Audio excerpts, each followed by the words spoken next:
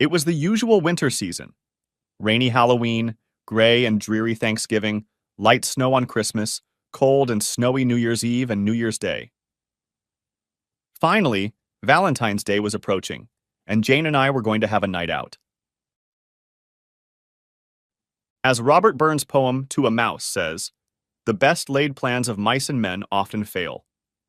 On that particular day, we woke up to 2 inches of snow, and it looked like more was on the way. By 12, a full foot had already fallen, and everything was closed. Linda got to the kids before I did, so when I got home, I realized that our Valentine's Day date was now off. Linda, even though we can't go out, why don't you show me that new dress you were going to wear? Jim, you know you'll only see it when you ask me out. Ever since Linda was in middle school, she liked to sew. She liked to make her own clothes, and when Emma was born, she enjoyed sewing things for her. Anyway, she had a new dress, and I wanted to look at it, but there was no soap. So instead of work clothes, we changed into comfy sweatpants and headed out for a night out with the kids. They ended up canceling work for all but the most essential employees, so we ended up with a 3.5-day weekend. I tell you, I think I can recount every word of Frozen. We've watched it so many times. Emma, with Tommy in her arms, stood in front of us and said, "Mommy, Daddy, that was the best weekend ever." They both climbed into our laps and started hugging and kissing us. We hoped it would never end. On Sunday, they cleared the streets so they had to work again on Monday. The weather broke again and started to clear up, but I would have been glad to have February gone. Monday evening, as we were getting ready to check in, Linda's phone rang. She looked at the display and said she had to answer it. She got up and walked across the room, with her expression turning into a wide smile. Hanging up the phone, she walked over and said, "That was Dee, and she said that since this month has been so dreary and there is an extra day in February this year, we should celebrate the end of it by going out and wishing him well. The 29th is a Friday. We could get a room at the Madison, eat at their restaurant, and then go down the street to this club that one of the guys Dave works with says is a very popular place. They have a band playing on Fridays, and if we stay at the Madison, there is no cover charge. Wouldn't that be a great way to say goodbye to this month?" Phil and Jane have assigned Mrs. Porter to watch their 2 children, and she said she'd be happy to watch ours too. We can pick them up on Sunday on our way to Mom and Dad's, so we'll have 2 nights of play, one in Madison and one at home. I wanted to hold back and make her sweat a little to see if I could have more fun, but looking at her pouty lips and pleading eyes, I relented. "You know I'm willing to do almost anything for you, baby. Of course we can go." With less than 2 weeks left to plan, we had to do everything at a fast pace. We booked the room, Dee took care of the restaurant and club reservations. Linda's excitement made me cringe. I would never turn down an opportunity to be with my beautiful wife. On Friday, February 29th, we both got off early and headed home to get ready.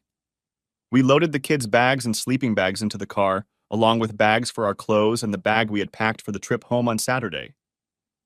We stopped by Mrs. Porter's and dropped the kids off and then drove to Madison. We met everyone at 6 p.m. in the lobby. Dee had dinner reservations for 6:30. My dark blue suit matched her dress well. We looked at the time and headed for the lobby. When the elevator doors opened, she pushed me out and said she forgot something in her room and would be right down. I moved to where the others were standing, and we waited for her. When the elevator doors opened, she stepped out like she owned the place. All eyes in the lobby were on her, but her eyes were only on me. I had no idea she was so vain. We were seated at a table and decided we would just eat a light dinner. We could always order something from the club. Conversations at the table were light, and there was a lot of laughter. When dinner was done, we put on our coats and started the 1-block walk to the club. Dee had made a reservation for 8 o'clock at night.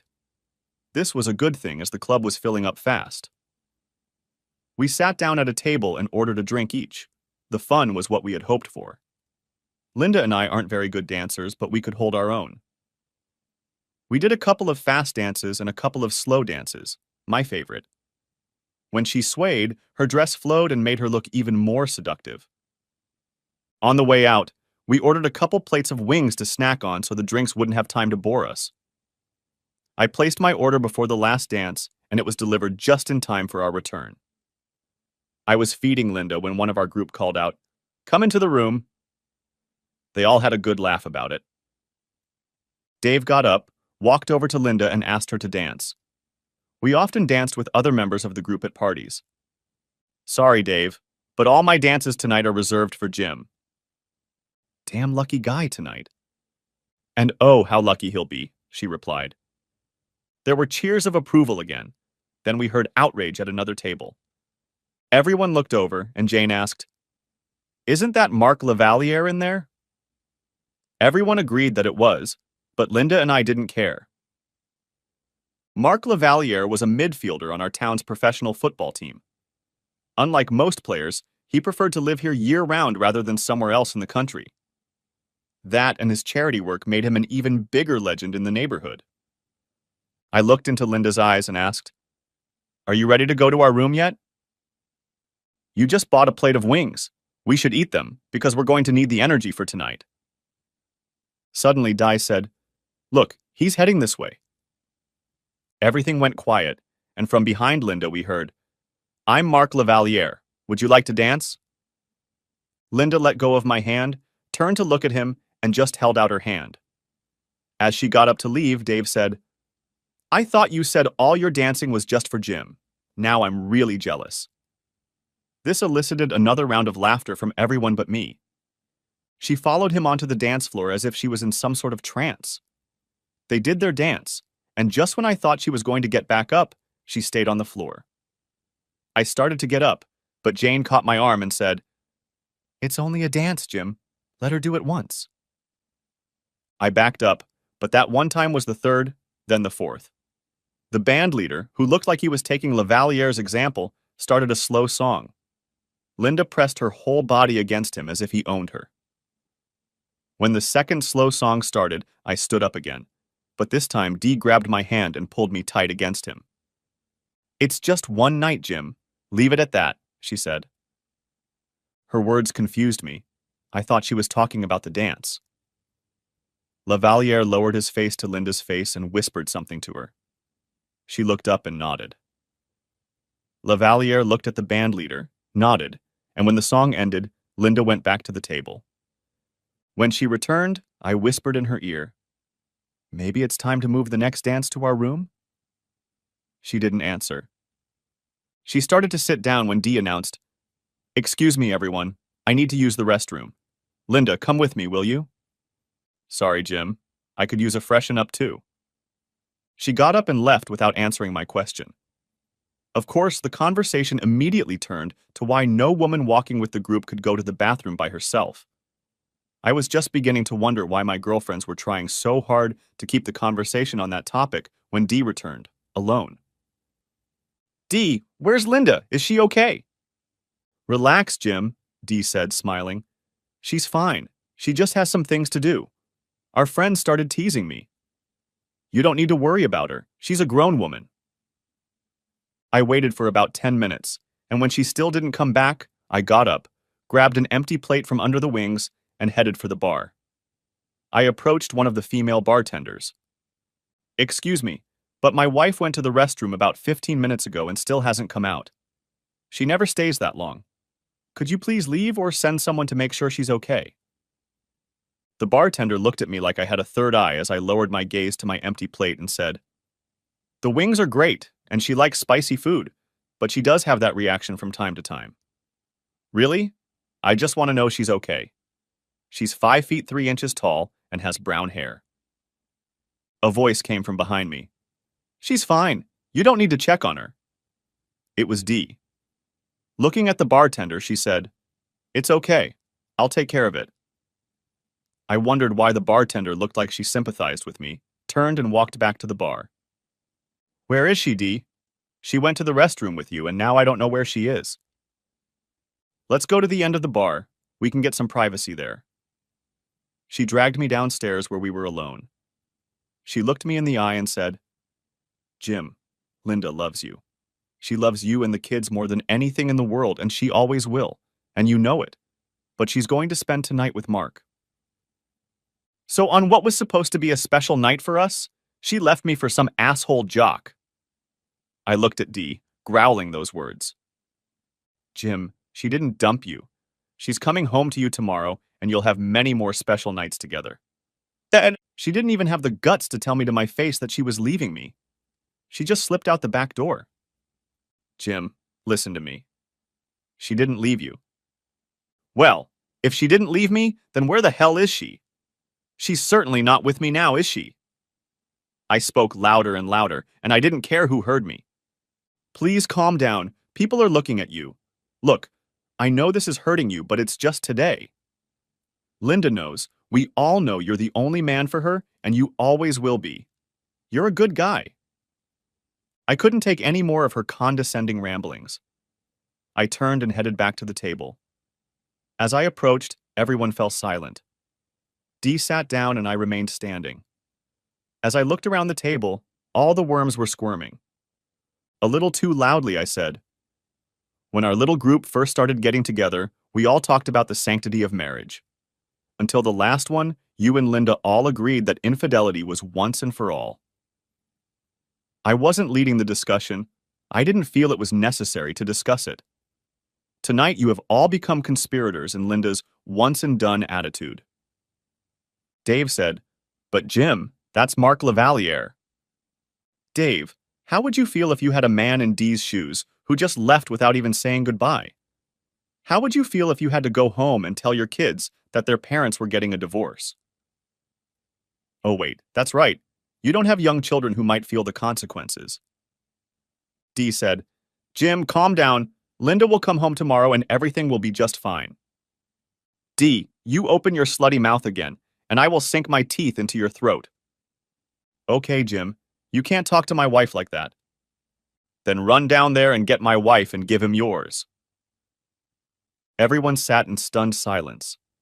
They had never seen me like this before. As soon as I leave this table, you are all dead to me. Don't ever try to talk to me if you see me on the street. Turn and run the other way. You won't like the result if you don't. I pulled a 20 out of my wallet and tossed it on the table. That's enough for me, and you'll all pay for the whore. I grabbed my coat and saw that Linda still had it on over what had been her chair, and with a sigh I said, screw it, and left. It was a lonely walk back to the hotel. Would I find them there, or just an empty room? When I reached the door, I saw that it was dark inside, so I opened it and walked in. Her underwear was on the bed. It must be what she had come back to spread out.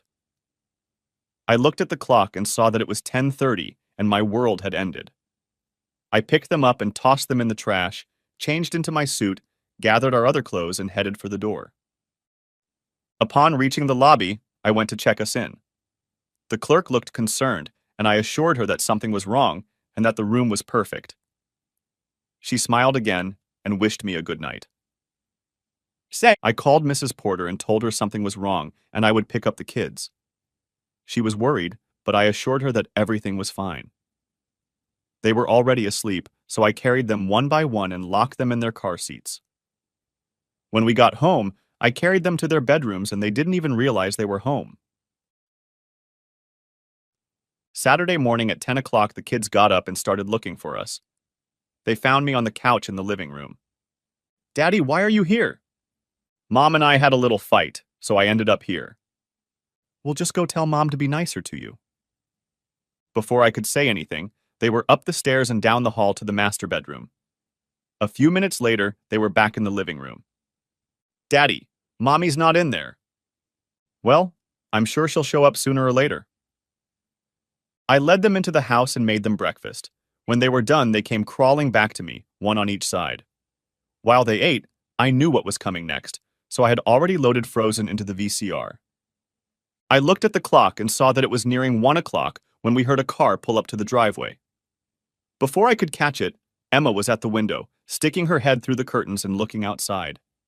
Her head was down, and she looked like she had just lost her best friend. The front door swung open, and Linda walked in her blue dress. Jim, I'm home. She sounded like she always did when she came home on business. She closed the front door and turned on the light. Emma stood in front of her with her hands on her hips. Linda suddenly thought she saw a ghost. "Mom, where have you been, and why were you kissing that man?" Linda stood as if dumbfounded. She looked up and saw me and Tommy, but no words came off her lips. "Well, Mommy, answer me." Finally, she found her voice and shouted, "Emma, take your brother and go to your rooms. I'll talk to you later." Both children were shocked and scared and ran up the stairs to their rooms. She looked at me and asked, "Why are they here?" "Well, Linda, they live here." "When did you bring them home?" "Last night. I didn't want to be alone." "Why didn't you stay at the Madison?" "Good question. Maybe because for one split second, my world stopped. I decided that if I was going to die, I'd rather be here with my kids than in some hotel by myself." "And why did you decide you were going to die?" "Because the man I loved and thought I'd spend the rest of my life with threw it all away for some cheap goddamn thrills. Did you and Zazrans have a good laugh at the cuckold you left behind?" "Dad, what are you talking about? I didn't leave you, and I'm here now." "Where did you spend the night last night?" "At Mark's house." "And where were you supposed to be?" "Well, I was supposed to be with you, but Jim, I had a once-in-a-lifetime chance and I couldn't pass it up." "Well, then call him and ask him to come get you, because your once-in-a-lifetime chance cost you what you thought was yours forever." "I'm going to see a lawyer on Monday. I'm asking for custody of the kids. I don't think I can leave them with you." "Jim, get a grip. We're not getting a divorce and you're not taking my kids." I dumped your shit on the bed, packed up all my stuff, and moved it to the computer lab. I need to leave and go to the store. I need to get a few things. I stood up and walked past her, heading towards the garage. She tried to call out to me, but I didn't listen. I drove to the Walmart superstore across town and bought a twin bed frame, a Cool Gel mattress, a twin bed in a bag, 2 pillows, 6 plastic containers, and a locking door handle. $400 later, I returned to the garage and began setting up my new living space. "Jim, where are my clothes that I took to Madison?" "I threw them in the trash can in my room. I don't need any more reminders of your deception." As I hauled the stuff into the home office, Linda asked what I was doing. It was pretty stupid after her antics the night before. After getting everything into the room, I started putting it all together. First, the bed frame, then the mattress, while I changed the lock. As I put the clothes in the drawers and made the bed, I noticed that it was already 5:30. I walked out, closed the door, locked it, and went looking for the kids. They were in Emma's room, huddled together on her bed. "Hey, have you guys eaten yet?" They both shook their heads no, and I asked, "Where would you like to go?" We had a running joke in our house since Linda and I first met. On our first date, we went to Wendy's, so both kids yelled, "To Wendy's!" "Get your boots and jackets on and let's go." They were ready in a flash. I decided to take them into the house to eat. As we finished and got ready to leave, Emma asked, "Are you going to bring Mommy anything?" "Not this time, Princess. She can make herself something if she gets hungry." We quickly got back in the car and were home. Linda wasn't in the living room, so I asked the wrong question. "So what do you two want to do?"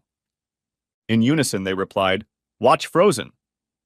"Okay, let's get your tubs sorted out and then we'll get Frozen." They were in the tub in no time. I helped them wash their hair, then dried them and tucked them into their pajamas. Wrapped up in a blanket, we started the movie. Both kids passed out after about 3/4 of the movie. I waited until the movie was over to put them down. Linda didn't come out of the bedroom. I walked around the house and made sure everything was locked. I retired to my new room and went to check my email and Facebook page. Everything was as usual in email, and there was a private message on Facebook asking me to check out Jane Freeman's Facebook page. Jane spoke enthusiastically about Friday night. To her credit, she didn't mention any names, but that didn't mean others reading her stories didn't want to put in their 2 cents. One woman I didn't know commented by calling all the names. Insults followed. I was called a faggot, and a loser. Things didn't go so well with Linda. I can't say I disagreed with those names now, but it still hurt me to hear her call them. I stopped and thought about what my future would be like. Even if I got rid of this bitch, I would still be called a faggot. I decided to write my own post to ease the pain a little. And so I typed and corrected until I got it right. Hello, Facebook fans. Friday night, my wife decided she wanted to put me in my place. We went with a few friends to a party that was supposed to be a goodbye February, we won't miss you party. We had everything set up to spend Friday night at a top establishment. We had a wonderful light dinner at their restaurant and then headed to a club nearby. We had drinks and ordered wings. We danced, looked into each other's eyes, and spoke little words of love into them. It couldn't have been a better night. Then some asshole came in and interrupted our little party. You probably know him. He's a hometown hero and all. Mark Lavaliere waltzed over to our table, stood right behind my wife, and said, I'm Mark Lavaliere, if you'd like to dance. He didn't ask me if she could dance. No, this asshole headed straight for my wife. She didn't even look at me, just got up and went with him. They danced 4 fast songs, and then the bandleader started a slow one. I tried to get up and intervene, but was stopped by one of the other women in our party.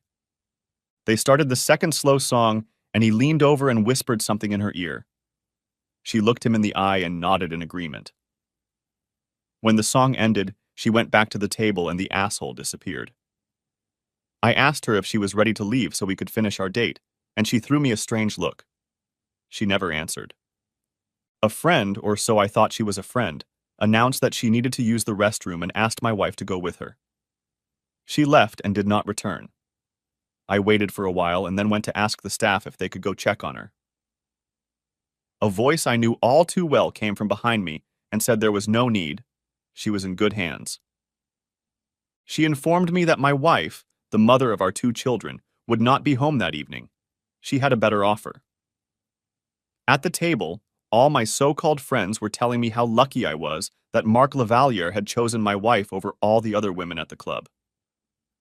I didn't feel lucky. I left the club telling my now ex-friends that they were as dead to me as my soon-to-be ex-wife. If you are reading this, it means I am now a scoundrel and a loser. It will take me a while to regain my confidence and get my man card back, but I will. As for the wife, if she wants entertainment so badly, she'll soon be able to get as much as she wants. I cut and pasted this to my Facebook page, shut down the computer, and crawled into my new bed.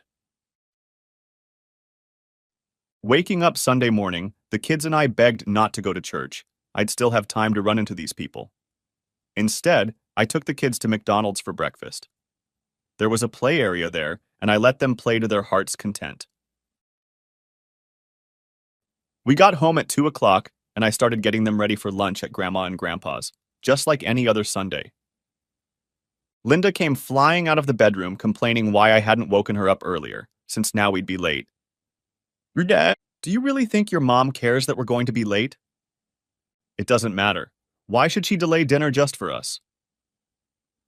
The ride to her parents' house went smoothly. The kids didn't even squeak. When we pulled up to the door, she checked one more time to make sure we were okay, and then knocked. Her mom opened the door with a shocked look on her face. Are you okay, Mom? Is Dad okay? We didn't think you were coming today. Aren't you supposed to be with your boyfriend? Mom, I'm a married woman. I don't have a boyfriend.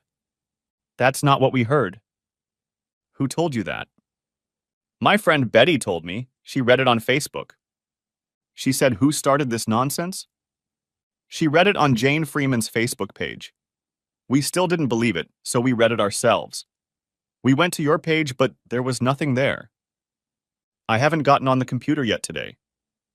Well, then we went to Jim's page and read his story, so we figured you wouldn't show up there since he was a basketball player? Linda looked like a fish out of water and couldn't speak. Actually, Mom, he's a football player, but still an asshole, I said. Are you really planning on divorcing her? I only nodded, at which point Emma called out from left field. And yesterday afternoon she kissed him in the driveway. Linda almost fainted. Finally, she said, Mom, we're going home. I think we need to talk. We turned and walked to the car. On the way, she turned around and asked Emma, Why did you say that? You always told me not to lie, Mommy. You lied and it was wrong. Linda turned away and didn't say anything else during the trip. When we got home, she jumped out of the car and left me to watch the kids. Emma was whimpering and I told her that she hadn't done anything wrong. When we got into the house, Linda was nowhere to be seen. I suggested we watch a movie with them, and that calmed them down. I fed them, bathed them, and sat down to watch Frozen again. When it was over, I put them to bed. I headed to my room, and then Linda came out of her room and asked if we could talk. I had ignored her until now. And what would you like to talk about? Why don't we sit in the living room and talk? Sure, why not? It doesn't make any difference where we do it. We walked in. I sat down on the couch. She sat next to me. I stood up and moved to a chair. Jim, I'm the same as yesterday. Why are you acting like this? Tell me, Linda, if you're the same as yesterday, then you're a lying whore who had no trouble making a fool of her husband in front of the whole town. Is this the same man you're talking about? Okay, I misspoke. It was supposed to be Friday. Oh, the one who said she loved me and then left without a word to have fun with some asshole. That whore. Look, Jim, stop name-calling and making something beautiful look bad. Beautiful means leaving me standing at the table waiting for you to come back from the bathroom with your snake girlfriend who didn't think anything wrong with helping you sneak out the back door with that asshole? Jim, check your ego. It wasn't as bad as you say. Yes, I left with Mark, and he made love to me, but I'm home now and we need to move on. One last question. Why did you bother coming home then? She looked at me like I had two heads. I came home because I love you. And because I love you, that's why I'm divorcing you. We discussed it many times, just you and me and with the group. We all stated that if there was infidelity, it was one and done. You've exercised your right and I've had enough. That's not fair, Jim. I wouldn't do that to you if you had the chance. That's the thing. You did what you did, and I wouldn't have done it to you. We'll never know if I do the same thing to you now. You just endure it to prove a point, no matter how bad you felt. You'll never know what it feels like to have an entire room full of strangers watching some lady ask me to dance, keep me on the dance floor for half an hour, and then escort me out the back door while you sit there waiting to finish what was supposed to be our special night. You'll never know what it's like to sit with two small children and wait for me to come home the next day. You'll never know that no matter how hard you tried to keep the kids out the window when I came home, one still got in there and saw me making out with some stranger in our driveway where all the neighbors could see too. I suppose you'll say you looked around before you did it, but that would mean you knew you were doing the wrong thing. If Emma saw you, who's to say someone else didn't see you too? From the sound of the motor and the way it took off, I'm sure it caught the attention of at least one of our neighbors. You see, Linda, they might pat you on the back and all I'll get is a giggle behind my back. That's why, Linda, I'm going to seek a divorce. I'll ask for custody of the kids, since there's no margin for error in this state. I'll agree to free visitation, but you won't be allowed to keep them overnight if I find one of your future lovers in the house. Why didn't you give me a chance to wrestle for you on Friday? I didn't want you to make a scene, get the shit beaten out of you, and I still left with him. And who are you to say I'm going to get the shit beaten out of me? Come on, Jim. Look at you and him. He's like twice your size. Sit here. I want you to see something. I got up and went to my room and came back with 2 pieces of paper and held them out to her. What is this supposed to be? Read the top of the first page. Okay, so it's Mark's stats, fine. Look at the second page. Okay, there's your stats from the gym. Big deal. How much can he squeeze? Let's see. It says 250 pounds. What does mine say? 245 pounds. So you think that just because this asshole can bench press 5 pounds more than me, he's going to beat me in a fair fight? Yeah, he might be a few inches taller than me, but that doesn't mean a damn thing. Look, Linda, you can't have your cake and eat it too. You decided to make a fool of me. Your friend decided to make me a laughing stock for the world by bragging about it on Facebook. Now you can have whatever you want and do whatever you want anytime you want, just not here. Jim, I want to spend the rest of my life with you and the kids. You should have thought about that on Friday night. Look, I saw your face when I asked you to go with me. You had already made the decision to go with him. The question is, Linda, have you thought about the kids? She sighed suddenly, and that told me everything. You haven't even once thought about the kids. God forbid if something happened to them, how would anyone get through to you? What would you do if none of us were around when you finally got home yesterday? The problem is, Linda, like all whores, you were thinking with your cunt and not your head. Well, you've lived out your fantasy. Now get ready to relive your nightmare. I stood up and headed back to my room, but before I went in there, I turned around and said, if you plan on staying in this house with us, you need to go and get tested for STDs and such. HIV can take 6 months before it shows itself in all its glory. Don't be silly, Jim. Mark is a professional football player. I'm sure they get tested all the time. In case you haven't noticed, his season ended on December 29th. That was over 3 months ago, and you still think he's being tested regularly? Besides, they only test them for PEDs, which are performance-enhancing drugs. I went to my room, closed, and locked the door. I opened my Facebook page and I had 50 new friend requests, mostly female. At this point, I had nothing to lose, so I added them all as friends. I looked at the responses to my post, and they varied. I needed a plan of action going forward, so I spent the next 2 hours writing down the pros and cons of my new life. Linda and I had an active life, but now my priority had to be Emma and Tommy. Would I be able to give up fun for them? Only time would tell. I was making enough money, so we could get by without Linda's income. It would be difficult, but we'd manage. If I didn't have kids, I don't know what I'd do. I got up early. The bed wasn't as bad as I thought it would be. Buying a thicker mattress made a big difference. We usually lifted the kids together, but if we divorced and I was alone, I'd have to get used to doing everything myself. I lifted and packed up both kids, Emma to school and Tommy to kindergarten. They both stayed at school after school was over until one of us picked them up. They had lots of activities to do. After eating breakfast, I loaded them into the car and hit the road without ever seeing Linda. When I got to work, the taunts and jokes started.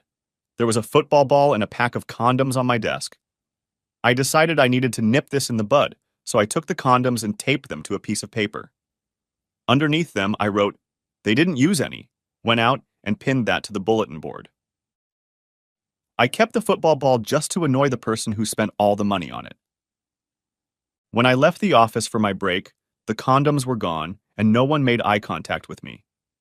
I went to my boss's office and asked if I could talk to her. "What can I do for you, Jim?" "Ruth, I was wondering if I could take the next 2 weeks off. I'll be finished this week, but I have a lot to get done." "Is it that bad?" I guess I should have been there to see how it really was, but the creep just walked up, ignoring everyone at the table except Linda, and when he asked her to dance, she dropped my hand without hesitation and took it. To me, she said nothing. It was like I didn't exist. When she returned to the table, I asked her to leave with me, but she ran off to the restroom with one of the other ladies at the table. That was the last time I saw her until she came into the house on Saturday afternoon. Emma, our oldest, ran over to the window and watched her mother chatting with some jerk in our driveway. She has no remorse for doing this, and I don't want to live in the shadow of her one-night stand entertainment. Hopefully, by then, we'll have started the divorce and have some semblance of order. Jim, we've been discussing the idea of remote work for some of the staff. Basically, you'd be doing all the same things you do here, just from home. You could take the kids to school and be there for them when it's over. You'd have to come in once a week for a few hours, but then they'd still be in school. In the summer, we can think of something else. Do you think you'd be interested in something like that? Ruth, you're a catch. If you weren't married, I'd marry you in a heartbeat. Jim, you flatter me, but I think the 20 years I have over you, and the fact that Bill won't go for it might cause trouble. You've got your hands full, so why don't you take the day off and do what you need to do, and come back tomorrow, and we'll get your new laptop ready for you. Thanks, Ruth. You'll never know how grateful I am. I won't let you down. I went back to my office. closed everything up and left. When I got home, Linda's car was there, but she was gone. I went to my room and turned on my computer to start searching for information about divorce. I did a lot of research and found that I didn't even need a lawyer if everything was to be divided equally. Child custody will be determined by a judge, but that won't be until closer to the end. We may have to go to counseling, but that's not a problem. I felt I was on a higher moral ground, and the job change would allow me to be a full-time caregiver. Everything I read said not to move out of the house because it can come back to haunt you later. I started online, and then it was up to me. The next major issue was money. I went to the bank, withdrew a third from the account, and opened a new one, in my name only. Since Linda wasn't there, I couldn't open an account in her name only, but I could open a second one in both our names. After all 3 accounts were opened, I withdrew my name from the first one. When I got home, her car was still parked in the garage, but I didn't see it anywhere. I still had things to do, so I wasn't paying attention to where or what she might be doing. I noticed the time and went out to my truck to pick up the kids. As the garage door started to open, I saw a flashy sports car pull into the driveway. Linda saw my face, and I realized she had said, "Oh no." You never know how angry you can get until the snake decides to bite a second time.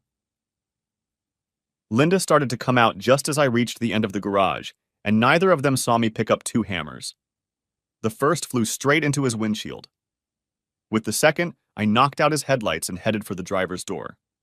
The fiberglass sides didn't hold up very well as I made my way down to the door. Linda had not yet gotten out of the car before he put it in reverse to pull out of the driveway. The door slammed into her, knocking her to the ground, and he nearly ran her over. Once on the street, he put it in gear to get out of the way, but not before a second hammer crashed into the back of the car. Finally, he managed to control himself and disappeared around the corner. I looked at Linda lying on the ground and realized her leg was broken. I went out and picked up my hammer, went back and picked up the other one and put them away. I went out and picked her up and put her in my truck. As I was taking her to the hospital, I called her mom and asked if she could pick up the kids. "What's wrong, Jim?" "Well, Mom," I told her the story. "Apparently she has a broken leg and who knows what else. If you and Dad can take the kids, I'll get them as soon as I can." "Do you want us to come to the hospital?" "Not yet. If she has to be left behind, I'll call and let you know. If the police show up, who knows? I love you guys, no matter what happens." "We love you too, Jim." At the hospital, Linda was still in shock, so the only one who could say anything was me. They looked at me suspiciously as if I had done it, so I threw caution to the wind and told them how it was. They saw it as a crime anyway and wanted to report it to the police. After they took my statement, they couldn't decide what to do. The asshole wasn't around to press charges against me, and if they did, the big hero would be in trouble for the hit and run, so they left it at that for now. I gave the hospital my insurance card, and for all practical purposes, it was filed as a home accident. They wanted to keep her overnight in case of concussion and threw me a nasty look when I told them they could keep her permanently. I drove to her parents' house and picked up my kids. I told them what room she was in, and then took the kids to McDonald's for dinner. After putting the kids to bed, I went back to Facebook to write about my journey into loneliness. I wrote, "If the big football hero wasn't happy enough, today he decided to dip his wick again. I really don't know how much more I can take before I lose my mind. Some will say I threatened him, but all I said was that I couldn't take it anymore. It wasn't a threat. It was just a statement. Looks like I'm going to have to take the war to his turf or he'll never learn." On Tuesday, I got the kids up, and when they asked when Mom was coming home, I said I didn't know exactly, but probably soon. When I called to see how she was doing, I was told she wouldn't be able to come out until Wednesday around noon. When I got home with the kids, her parents were waiting for us. I invited them in, and the kids went to their rooms to change. "Jim, she doesn't look good. What are you going to do?" "Mom, my boss changed my work status. Starting in 3 weeks, I'll be working remotely. The next 2, I'm on vacation. I've looked into the divorce laws in our state, and I think I can get custody of the kids if I give her liberal visitation rights." I've moved all my stuff into the home office, and she can stay there as long as she wants, but we'll both have our own rules. If she breaks any rule, she'll be out the door, and her antics of yesterday will no longer be tolerated. I've divided all our money into 3 installments. She'll have her own, and she'll have to contribute to the house fund while she lives here. I can't think of anything else. I'm fair to her, much more than I should be. We agree, son. For that matter, she said they didn't do anything yesterday. If you want to believe her, that's fine, but know that I got home at 10:30 yesterday morning. I sat at the computer until about noon, then I went to the bank and came home. It was about 3 o'clock when I went out to get in the car to go pick up the kids. I know you're smart enough to realize that 4.5 hours is more than enough time to do all the dirty work. Do you want me to show you the stains on her underwear as proof? I brought them home from the hospital yesterday. She was only coming home to pick up the kids. She didn't expect me to be here. Do I need to say anything else? No, son. You've laid out your case well. Take care of yourself. And they left, and I fed the kids dinner and got ready for the long drive. When I stopped by on Tuesday, Ruth was at her best. She had a Surface Book 3 with a 15-inch touchscreen. It came with an optional 24-inch monitor. I could work from anywhere in my house. I thanked her again. On Wednesday, I picked up a set of clothes for Linda to wear at home, took them to her room, and then went back downstairs to check her out. I was still surprised the cops didn't come back for me. When they drove her out to the curb, we never said anything to each other. I drove her home, climbed the stairs, and put her in her bed. It would have been better if she'd used my room downstairs, but screw her. I'll be there soon with your lunch. If you need to go to the bathroom, here's the bedding I brought you and wet wipes. They said you have bruised ribs in addition to a broken leg. I charged your cell phone. It's on the nightstand. I need to get back to work. Jim, we need to talk. No, Linda, we don't. Any conversation had to take place before Friday night. There's nothing you can say now to change my mind. Jim, nothing happened on Monday. Just like nothing happened Friday night? Look, Jim, it was just a mistake. He called and said he wanted to talk about Friday. Things got out of hand and it won't happen again.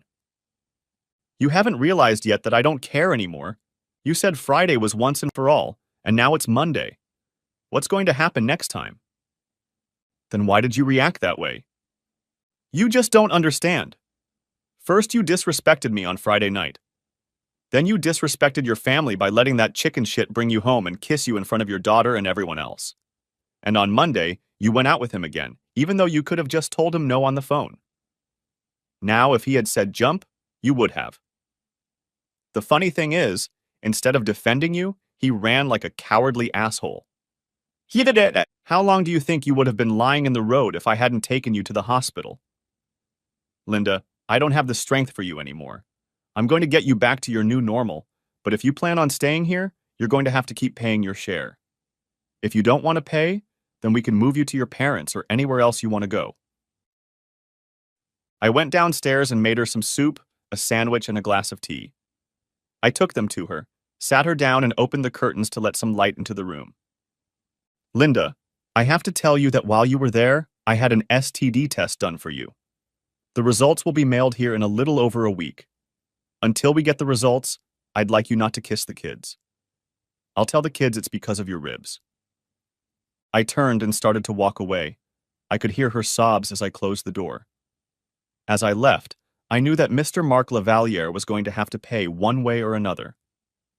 When I went in to get the kids, I told them that Mom was home, but they should refrain from jumping on her until her ribs were healed. When I got home, I took them to her and saw that she had used the bedding. So while they were talking, I cleaned everything up. I took the tray of food into the kitchen and got her some fresh tea and a bottle of water. I told the kids to come get me when they were ready for a snack and left the room. Back in my room, I opened my Facebook page. There was a private message from a guy I had added as a friend just the other day. He did the same to me. If you are planning to do something, can I help? I replied, I'll keep you in mind. As I sat there, I went over in my mind everything that had happened. The main thing I noticed was how easily the bandleader had set up this asshole to pull off his little seduction. Was Chez Pierre his hunting ground? If so, how often did he use it? I sent another question to my new friend on Facebook. If you don't mind me asking, can I ask what he did to you? I didn't specify exactly what I wanted to know, in case it was just someone looking for something to feel part of the group. He answered quicker than I thought he would. I was out with my wife and a couple friends. It was a Friday night after New Year's Eve. My wife is good looking, but not stunning. However, she was one of the best that night.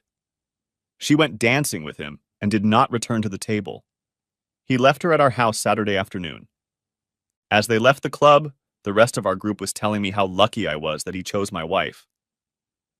Life at home hasn't been good since. I sent a reply. May I ask where it happened? At Chez Pierre, he replied. I wrote back, I'll contact you if I think of anything. So it seemed like a pattern and a hunting ground. I decided to check it out again this Friday. I looked at the clock and realized it was time to get to dinner. I went back upstairs and found both kids lying on either side of her sleeping soundly. It hurt me so much to think about what she had done to our family. The rest of the week was just a repeat of the previous day. Thursday afternoon, I bathed Linda with a sponge bath, but avoided her intimate areas. I'm sure she felt that, given my concern for her, I could forgive her as well. But it was very doubtful. Friday night, I put the kids to bed, went to my room, changed into one of my suits, and went to Chez Pierre. I paid the entrance fee and went inside. I spotted the time. It was 9:30. He was sitting at the same table as the last time I was here and acted like he owned the place. The band came out to play again, and he got up, crossed the room under the gaze of everyone there, walked over to a pretty lady, and did the same thing he did that night. He led her to the dance floor, and it was as if everyone else gave way for him to be alone. I watched the band leader, and just as I suspected when the asshole nodded his head, the next two songs were slow. A whisper in her ear, a nod to the band leader, and when it was over, she left the dance floor. From where I was sitting, I could see them both. He grabbed his coat and headed out the back door. She grabbed her purse and headed for the restroom, never to return. I got up, threw a 20 on the counter, and left. The weekend went well for me and the kids. We watched a lot of, and yes, you guessed it, Frozen. I checked on Linda about every 4 hours, never saying more than necessary. Every once in a while I'd hear her phone ringing, but that didn't bother me anymore. That is until Sunday afternoon when Dee knocked on the door. What do you want, bitch? Jim, that's no way to talk to a friend. I'm here to see Linda. Well, slut, we have two problems. One, I told you I don't want to see you again, or I might hurt you. Two, Linda still can't move and I won't let you in. Now run back under the rock you crawled out from under before I kick you off my property. Jim, sooner or later you're going to have to forgive us before this hatred consumes you. You know, cunt.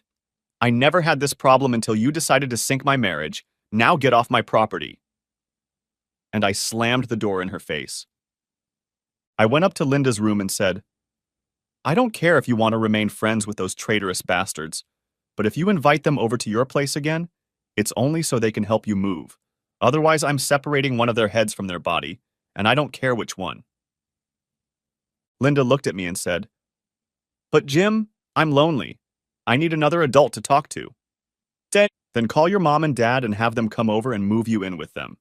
If they want to let those bastards in, that's their choice. Jim, why are you acting like this? Linda, have you ever wondered what the statue of Lady Justice represents? Honestly, no. You should have. Maybe then you would have realized. Why don't you just tell me, Mr. High and Mighty? Sure, be considerate. First, a blindfold is placed over her face to symbolize that by law, everyone is treated equally, regardless of your status. Next, we will go down to the foot of the statue. There you will find a snake under a book lying beneath her foot, signifying that justice will be served over evil, as stated in the Constitution upon which she stands. Next is the sword in her left hand, representing punishment, which by law can be swift and final. The last stop is the scales of evidence. The evidence must be weighed and balanced on its merits. Linda, you and the jerk have tipped the scales. Until they are balanced, We can't proceed. Before you say anything, yes, I could go out and entertain some whore to get even, but that won't work. You need to experience the same pain I did to make it happen. But you don't regret what happened, even after he put you in the hospital. It was your fault, Jim. If you hadn't threatened him with the hammer, it never would have happened. Linda, this whole mess is both your and his fault. Get over it.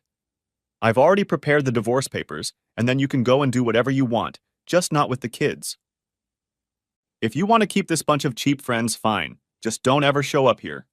The day will come when you realize what you've done, but you'll realize it too late. Tell your friends to never come to my house again.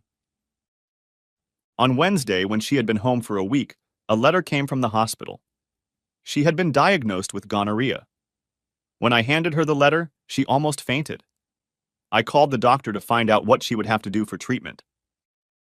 She would have to take a single dose of 250 milligrams ceftriaxone intramuscularly and 1 g of azithromycin orally. They said that because of my broken leg, I could pick them up at the pharmacy at the hospital. I loved all the points this asshole made. On Facebook, I messaged my new friend that they should go and get tested, and he sent a thank you in return. Now I was more determined than ever to get even with this asshole. Friday night I was at the club again when he singled out a sheep from the flock. I got out, got in my pickup truck, and drove to the back of the club. There was a big caddy sitting next to the door. I turned down an alley and waited for him to come out. A woman who looked like Dee appeared, and he took off, with me right behind him. I stayed far enough behind and let a couple of cars between us so he wouldn't realize he was being followed. When he turned into the driveway to the top floor of the house, I just kept going. I turned around, and once I was next to him, I wrote down the address. Once I reached the house, I went to the county registry and entered the numbers. The house belonged to some charitable organization, and when I looked it up, it was listed as the CEO. As befits a scumbag, he ran everything through the charity so that if anything happened, his money wouldn't be touched. The weekend passed without any negative events, and on Monday, after picking up the kids, I drove to the jerk's house again. I parked on the street a few houses down where other cars were parked and walked back. Just in case, I walked up to the front door to see what kind of security he had. Why is it that people with wealth living in upscale neighborhoods don't feel the need for security? I knocked, but no one came up. I walked around the back of the house and checked it out. I calculated how far it was from the back door with the sliding glass to the front door. I found where his electrical box was and then went back to my truck and drove home. As I was driving home, I passed a COOP store. A sudden idea hit my brain. I pulled into the store and went to the department that sold parts for electric fencing. When all was said and done, I spent $600. I bought everything I needed to wire the entry and sliding glass door from the street, then stopped by Harbor Freight for a bullhorn and a super bright flashlight, and I was all set. Now everything depended on Friday night. As the week progressed, Linda seemed to become more and more depressed. Such is the price you have to pay when you want to play. I didn't stop caring for her, just stayed out of the house to talk to her, answered her questions when she asked, or asked her what she wanted to eat. I called her boss the Tuesday after the accident. I soaped up the reason, and told her when I brought her home. She had 6 weeks of sick leave, but she was going to take 8. She would have to take them as unpaid or as vacation, but they would at least keep her job for that length of time. Finally, Friday came. When I left the house around 9, all my stuff was already in the back seat of my truck. I didn't have to go inside this time, I just waited in the back seat. Sitting there, I thought back on the last few Fridays. Lavaliere seemed to go on strike at about the same time, with the band coming back at 10. The dance would last about half an hour, and then they would leave, so predictably. Like clockwork, he left at 10:30, and she left right after. It was hard to see her in the dark at that distance, but she seemed familiar. A 20-minute drive to his house, parked in the driveway and walked in the front door. All too easy. As I sat in the car, the light came on in the front bedroom. Now I knew where he did his deeds. I changed into a black shirt and pants and pulled a balaclava over my head. The curtains were open, so anyone who came in could look in, which I did with my Nikon camera with night flash and high-speed film. I got a lot of shots of him and the lady. The lights were turned off at about 12:30, and I waited until about an hour before I could launch my attack. I covered the back of my truck with a tarp so the taillights wouldn't be visible when I backed into his driveway. The grass was soft, as I had hoped, and wet, making it easier to sink a piece of rebar. I rolled the 16-gauge wire up to the front door and cut it, then wrapped it around the doorknob. Back at the truck, I hooked it up to the Datamar's 2-joule generator. I ran a second wire to the tailgate and connected it. Taking the ground wires, I connected them to the armature and battery. I went back and turned on the main breaker, plunging the house into total darkness. Back at the truck, I grabbed a horn and a 100,000 lumen flashlight and stood 15 feet from the window. At exactly 2 o'clock, I turned the flashlight on, pointing it at the window, and said into the bullhorn, "Come out, you son of a bitch! Get my wife out here right now! I'm gonna beat the shit out of you so people can see that's really all you're made of." Yeah, that was bullshit. It wasn't my wife in there. It was the police chief's wife. They both woke up disoriented, and to get away from the light, they crept towards the exit. I could hear them hitting the walls as they couldn't turn on the lights because there was no electricity. One of them, I believe, bad word, Lavaliere, grabbed the handle of the front door and let out a scream after getting electrocuted. I heard another scream, probably from the back door, and then a loud tearing sound. I ran to the truck and threw the horn and flashlight into the bed. I disconnected the battery, pulled out the wire and armature and threw them in there as well.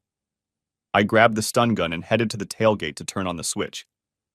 When I got there, Lavaliere was lying on the grass holding his leg. I walked over to Lavaliere and said, "You really are a miserable asshole, aren't you?"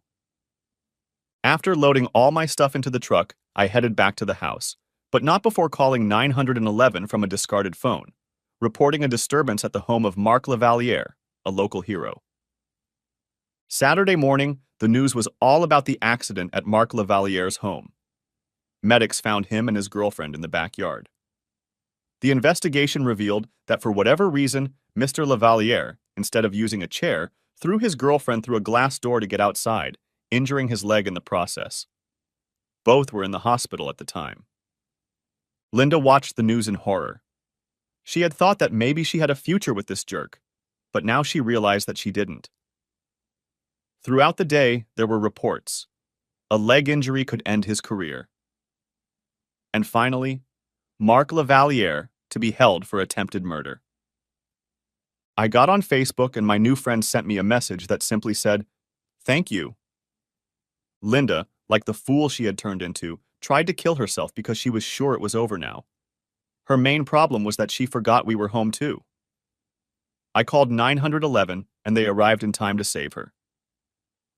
She spent the next 5 weeks in a psychiatric unit. She lost her job, and when she was released, she moved back in with her mom and dad. There was no attachment alienation action in our state, so a local attorney decided to file a class action lawsuit against Mark Lavaliere and his charity for failing to properly treat someone's wife. Yes, I know, no such lawsuit exists until now. Over 200 husbands have joined it. No, I didn't join. I didn't need anyone to question me. When the case went to the judge, he awarded each side $100,000 plus attorney's fees. Mark Lavaliere's charitable foundation went bankrupt. All of his personal property had to be sold, leaving him with about $10,000 for all of his work. Since he could no longer play ball, in more than one sense of the word, he packed up what he had left and drove the Greyhound back to his hometown in his parents' basement. I waited until the last week of August to get even with the band director. It was Friday night, and the kids were visiting their grandparents and Linda.